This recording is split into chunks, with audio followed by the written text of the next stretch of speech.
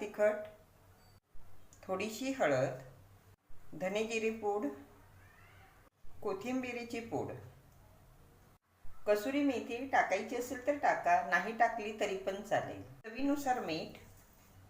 एकत्र करून घ्यायचं. गव्हाचं पीठ वापरलेलं आहे. कणिक मळून घेतली. दोन्ही बाजूने गव्हाचं पीठ लावून लाटून घ्यायचं. तयार केलेलं कांद्याचं सारण यामध्ये भरायचं. याला दुमडून घ्यायचं.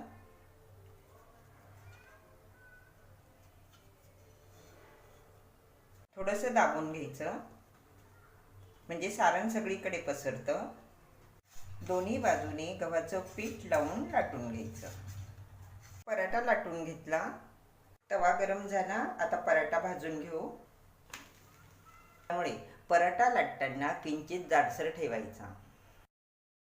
तेल लावून लालसर भाजून घेते.